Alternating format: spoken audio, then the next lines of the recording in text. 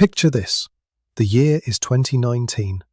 Germany is Europe's economic engine, its factories running 24 hours daily across every continent. You buy a German car because the engineering feels inevitable, permanent. That machine works only because three pillars hold it up: cheap energy from the east, endless demand from the world, and your own factories never stopping. Then 2022 arrives. All three pillars crack simultaneously. Not by accident, they shatter because they were always fragile. Germany's model didn't fail due to bad management. It failed because the foundations were contingent. What happens when contingency becomes visible? That's the question we answer in the next 30 minutes. Germany never built a diversified economy. It chose specialization instead. Export manufacturing, precision machines, world-class cars, exceptional chemicals. 60% of its economic value came from tangible goods you could hold, measure, and ship. Other nations built service economies. Germany dug deeper into industrial perfection, a decision that created enormous wealth, but also created vulnerability. Why specialization? Because Germany won geopolitical timing, because energy was cheap and Russia supplied it reliably, because Chinese factories needed German precision. Those three conditions held for 3 decades. Then all three broke simultaneously. The next sections explain how this happened, and why Germany's recovery depends on rebuilding something it has never built before. Start with the energy equation. German industry runs on gas, specifically Russian gas. By 2021, 55% of Germany's total gas supply came from Russia. 1 month of Russian supply equaled 6 months of German consumption. The Nord Stream pipeline didn't just move gas molecules, it moved an assumption. That arrangement would never stop. Energy was a variable cost, not a strategic risk, and chemical plants, steel mills, and fertilizer factories all built themselves around that assumption. The price remained predictable, the supply seemed guaranteed forever. What else could go wrong? Everything. But Germany didn't plan for everything. It planned for the assumption to hold indefinitely. When assumptions shatter completely, what remains? Factory economics with the fundamental cost structure removed. Second pillar, Chinese demand. Between 2009 and 2021, German exports to China nearly tripled, jumping from €52 billion to €123 billion in 12 years. 450,000 German factory jobs depended on Chinese appetite for cars, machines, semiconductors, and chemicals. China was the world's factory, and Germany was its precision supplier. German companies never asked what happens if Chinese demand stops. They scaled, they invested, they built factories for Chinese orders. By 2022, China took 8% of all German exports. Your salary in Stuttgart contained Chinese demand. Your job security in Munich depended on Chinese growth. Your factory in Cologne existed for Chinese buyers. Should Germany have asked what happens if that stops? Certainly. Did it? No. Industrial specialization doesn't encourage scenario planning when demand appears endless. Third pillar, exports. 48% of German GDP came from international sales, the highest export dependency among large European economies. Germany didn't grow domestically, it grew by convincing the world to buy German goods. That worked beautifully for 30 years because global trade expanded, supply chains stayed predictable, geopolitics didn't intrude, and demand kept rising. But export-led models carry hidden fragility. They're not resilient, they're not flexible, they can't survive simultaneous partner shocks. Germany knew this theoretically, but it optimized away from theory. It engineered itself for the assumption that theory wouldn't apply. When you build an entire nation around 3 assumptions, what do you risk? Everything. When all 3 assumptions fail simultaneously, what saves you? Nothing. The Pressure Act explains what simultaneous braking actually looks like. February 2022. Russia invades Ukraine. August 2022 arrives, and German gas from Russia stops flowing completely. Not reduced. Stopped. The assumption shattered immediately. Chemical plants faced energy prices that rose 4 times. Steel mills calculated costs exceeding selling prices, making production economically impossible. Fertilizer factories shut down. One question echoed through every factory. How do you manufacture anything when energy costs more than the final product price? The gas didn't just power factories, it powered entire economic models. Remove cheap gas, and what remains? Negative margins, unprofitable production, frozen capital. Germany lost 4% of GDP in 2022 alone, experiencing a terms of trade shock more severe than anything since 1945. What does industrial dependence on one energy source actually teach you? That one energy shock can destroy decades of industrial optimization. Germany was about to learn that lesson 3 times simultaneously, but Germany didn't get time to adjust. Energy prices were still destroying factory economics when Chinese demand fell off entirely.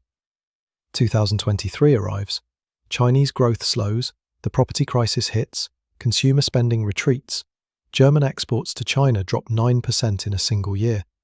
This wasn't the steepest annual decline in a decade, this was the steepest annual decline since China joined the World Trade Organization in 2001.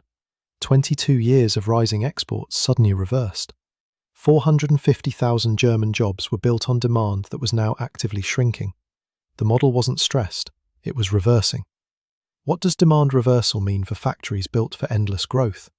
Massive overcapacity. What does overcapacity mean for profit margins? Extinction. What does margin extinction mean for employment? That answer becomes the next section. Germany faced 3 simultaneous shocks with no time for industrial reorganization between them. A third crack appeared as the first 2 widened. Supply chains designed for efficiency, not resilience, suddenly faced geopolitical constraints. Taiwan-sourced semiconductors became strategic assets. Rare earth minerals faced new tariffs. Transportation became unpredictable. Shipping costs volatilized wildly. The seamless global supply network that German factories had optimized around for 30 years simply didn't exist anymore. German factories faced instead a world of geopolitical friction, and German factories were overbuilt for the old world. You couldn't easily shrink a factory without destroying decades of capital investment. You couldn't instantly shift exports to different markets without building new relationships and certifications. You couldn't reduce energy consumption without shutting down production entirely. The model was engineered for one world. Then the world changed. Not gradually, suddenly. When a system gets engineered for one environment, and that environment vanishes overnight, what survives? Nothing that depended on the old assumptions. What makes 2022 different from every other recession Germany has survived is this fundamental truth. The 3 pillars didn't crack sequentially, they cracked simultaneously. Energy costs exploded. Chinese demand fell. Supply chains fractured. A single terms of trade shock is survivable if one input stabilizes and supports recovery. Germany faced the opposite outcome. Every input destabilized at once. Not a slow downturn, it lost its inputs. This isn't a recession, it's a structural breakdown. The difference is vast. Recessions pass. Structural breakdowns require fundamental reconstruction. By 2023, German GDP contracted by 0.3%. By 2024, it contracted again. Not because of one shock, because 3 simultaneous shocks had broken the mechanism that made growth possible. What happens to a system when all its inputs break simultaneously? It doesn't recover gradually, it reorganizes. That reorganization is what the Fallout Act reveals. The fallout arrived visibly in manufacturing output. By 2024, German industrial production remained at low levels across energy-intensive sectors. Chemical production fell. Steel production fell. Automotive suppliers began shedding capacity rapidly. The backbone of German industrial exports was breaking. 43% of German industrialists surveyed in late 2024 reported cutting production. Not planning to cut, already cutting. In a nation that built its entire identity around industrial excellence, factories operated at 5-year lows. Manufacturing represented 19% of German GDP. It was no longer reliable. Could services compensate? No. German services couldn't match manufacturing's export value. Could technology fill the 19% gap? No. Germany lacked the digital scale of the United States. Could finance compensate? Berlin wasn't London. Could chemicals rebind? Already collapsing under energy costs. What sector could absorb a 19% contraction? None existed. This created a secondary crisis. How do you stimulate growth when your growth engine is fundamentally broken? Here's the secondary crisis layered on top. To stimulate a frozen economy, you need to spend money. Germany had to spend. It passed energy price breaks for households. It subsidized industry. But Germany also had a constitutional debt break, a rule limiting borrowing to 0.35% of GDP. Built in 2009 to prevent the excesses that created the financial crisis, it now prevented recovery. By 2024, the federal budget faced collapse when the Constitutional Court ruled a €60 billion climate fund was unconstitutional. You couldn't circumvent the debt break. You couldn't borrow to stimulate demand. You were trapped, not by markets, by your own rules. The fiscal framework that had seemed prudent now looked like economic suicide.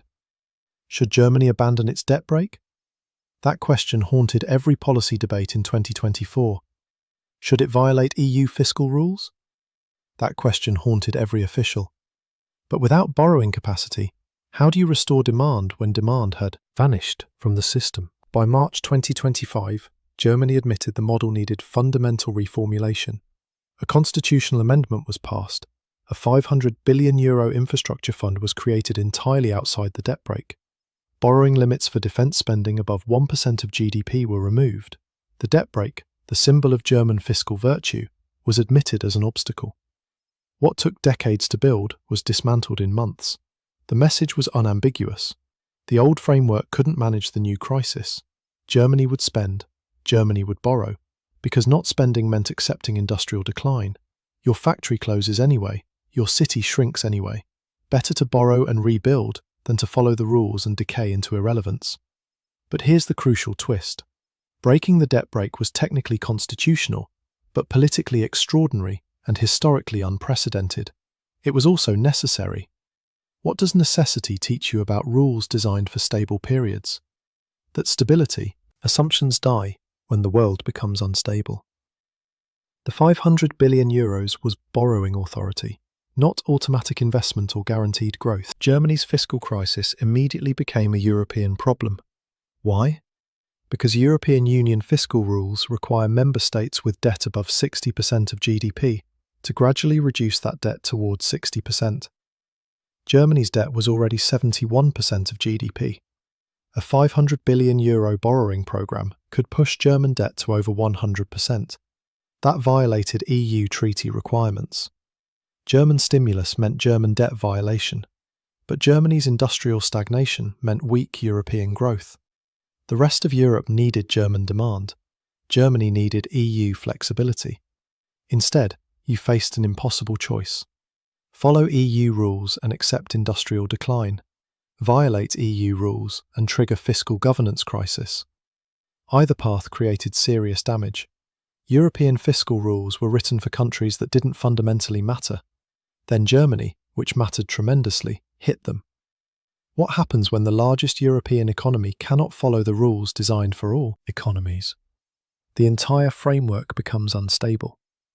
Stability frameworks designed for 18 different national interests rarely survive contact with the crisis of the largest economy. The €500 billion fund wasn't automatic investment, it was borrowing authority. Germany then had to deploy it wisely on infrastructure, energy transition, manufacturing competitiveness, and education simultaneously. But here's the core risk. Borrow €500 billion and invest in the wrong things. Build renewable infrastructure that remains unconnected. Fund manufacturing that faces near-term obsolescence. Spent poorly, the money simply inflates debt without recovery. Spent well, it could restore industrial competitiveness. But Germany's recent history suggested caution and skepticism. For decades, German companies had systematically underinvested in digital infrastructure, research facilities, and new manufacturing technologies. The money was there. The preference was for dividends and shareholders, not reinvestment. Now suddenly, the entire country was gambling on the same corporations restoring industrial capacity at massive scale. The mechanism for that reinvestment had never been tested. What happens when a nation bets recovery on the corporations that systematically underinvested for 20 years? Nothing promising. That's what Germany faced. The energy transition was no longer optional. German industry had been built on cheap Russian gas. That era was finished. Alternative energy would be more expensive. Renewables required huge capital investment. Hydrogen production required technology that barely existed at commercial scale. Industrial electrification required factories to rebuild themselves entirely. The cost was enormous. The timeline was urgent. And it had to happen while German industry was already in recession. You don't normally rebuild your entire energy infrastructure while demand is collapsing and profits are negative. Germany faced exactly that scenario. The energy dependency that made the model work had become the energy dependency that broke it. Recovery required replacing that foundation entirely, and replacement meant decades of lower profit margins, higher energy costs, and persistent competitive pressure from countries without Germany's energy constraints. Should Germany have diversified its energy sources earlier? Yes. Did it? No. That pattern repeats. Every assumption Germany needed turned out to be contingent. Germany's stagnation wasn't isolated. European economies depend on German demand. Germany imports from Italy, from France, from Spain, from Poland. When German factories stop buying, European suppliers stop producing. When German consumers become uncertain, European sales fall sharply. German industrial weakness became a drag on European growth broadly. And because Germany had been the growth engine, its decline meant Europe's entire recovery was uncertain. This created a strange paradox. Germany needed to borrow and spend to recover growth. But German fiscal stimulus was limited by EU debt rules. Europe needed Germany to recover, but Europe's rules prevented Germany from stimulus strong enough to restore growth. The system had become contradictory. The rule framework couldn't accommodate the crisis that the framework was supposed to prevent. What does that contradiction teach you? That systems designed for stability often fail catastrophically during instability, and the failure isn't gradual across time, it's simultaneous across all member states. The very framework that was supposed to ensure European stability became the constraint on European recovery. The model wasn't designed for simultaneous shocks. It was designed for steady growth in a stable geopolitical environment with predictable energy costs and predictable global demand. Those assumptions died in 2022. What looked like strength was actually fragility. Specialization looked like excellence until specialization became a liability.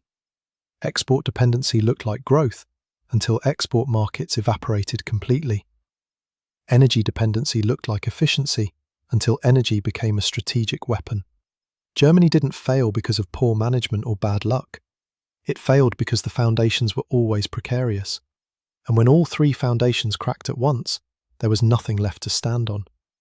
Not a recession that would pass, a structural reorganization requiring decades. The model worked for 30 years, then 30 years of assumptions dissolved in 30 months, not gradually, simultaneously.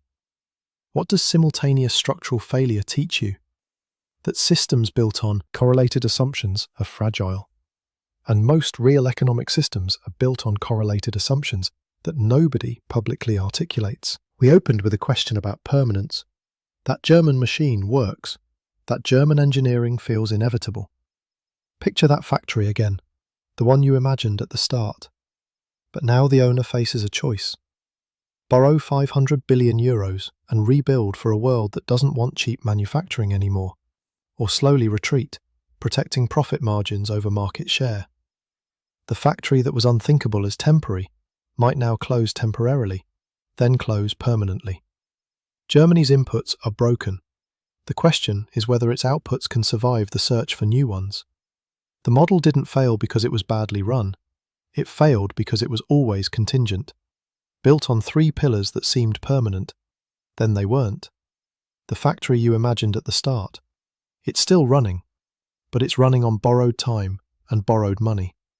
And that borrowing buys neither permanence nor guarantee. Only time. Will Germany use that time to rebuild?